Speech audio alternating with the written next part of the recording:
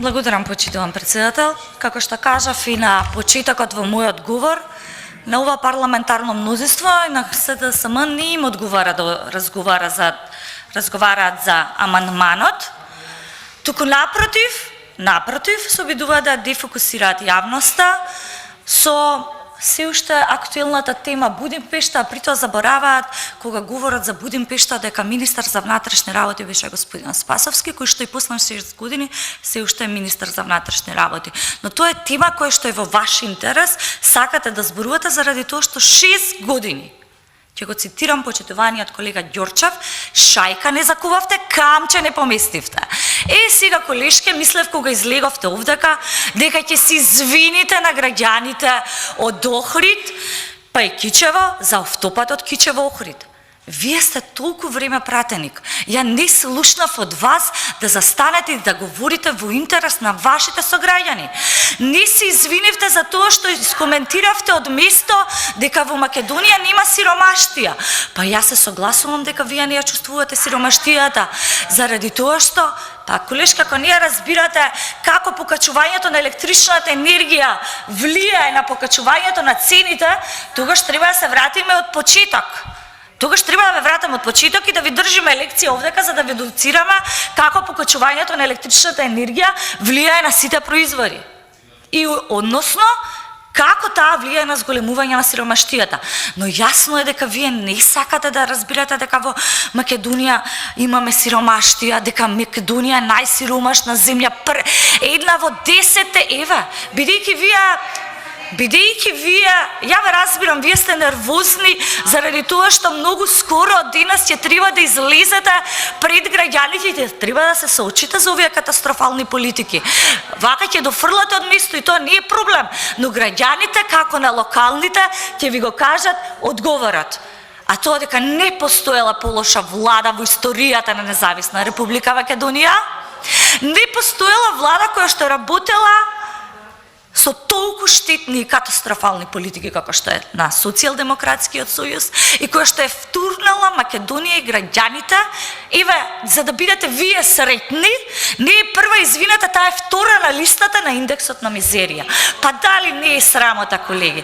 Дали не се чувствувате загрижени или пак вие очекувате од не е прва, почитувани граѓани, Социјалдемократскиот сојуз сака да бидат сретни со тоа што Македонија не е прва на листата на индексот на мизерија, туку е втора на листата на индексот на мизерија. Па добро, дали не се срамите, колешки, меѓутоа не се срамите заради тоа што вие одите на партиски митинзи, каде што се тапшате по рамо и се ракоплескате, додека ве прозива токму оној, замислете, токму вашиот председател кој што милуваше да присуствува на токму оние проекти кои што вие сега ги критикувате.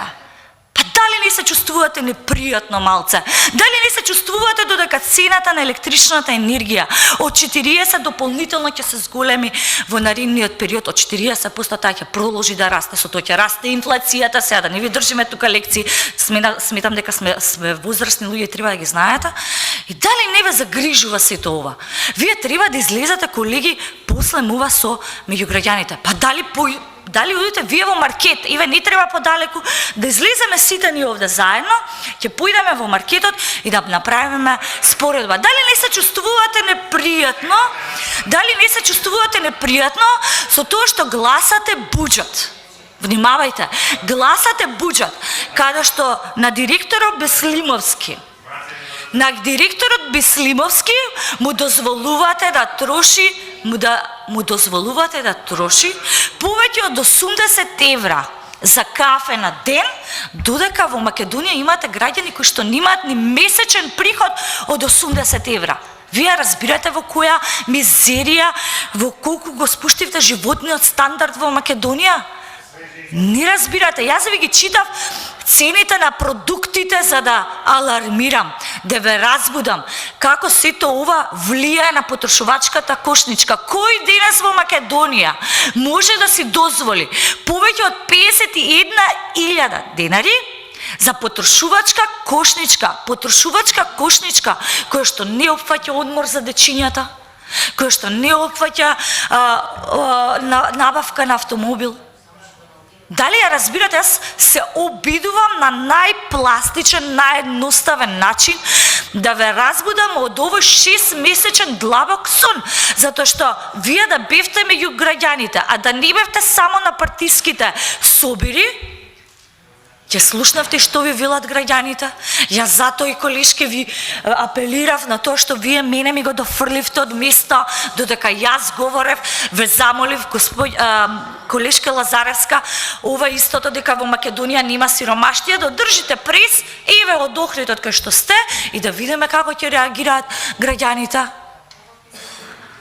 Колеги, колешки, да бидеме сериозни, заради тоа што состојбата во Македонија е алармантна и сериозна.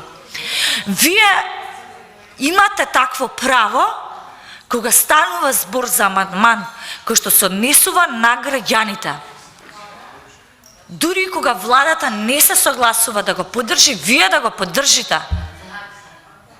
Го имате тоа право, па кренете го гласот, се работи за сите нас, се работи за вашите сограѓани од сите населени места, без оглед дали сте од Охрид, дали сте од Петровец, Зелениково, Илинден, дали сте од Кавадарци, дали сте од Дебар, Гостивар, сите ние живееме во сиромаштија. Граѓаните живеат во сиромаштија, а покачувањето, еве повторно ќе ви кажам, а покачувањето на електричната енергија ќе влијае дополнително на инфлацијата и инфлацијата ќе продолжи да расте. Светска банка вели дека инфлацијата во Македонија е највисока споредбена со регионот. Дали сакате повторно да ви ги читам податоците? Кога сметам дека за еден ваков амандман, ако вие навистина бевте прогресивна влада, па уште повеќе замислете социјалдемократски сојуз кој што треба да по логика на нештата, идеолошки да се грижите за граѓаните, за социјалните политики, вие требаше први да излезете и да речете владата, иако не го поддржува овој амандман.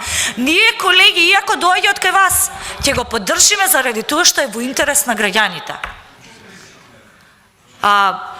Не знам како би можела да алармирам, затоа што состојбата сама по себе, повторно ќе кажам, е алармантна, но јас со вас, колешке, можам само да се согласам дека никогаш не можам да се согласам.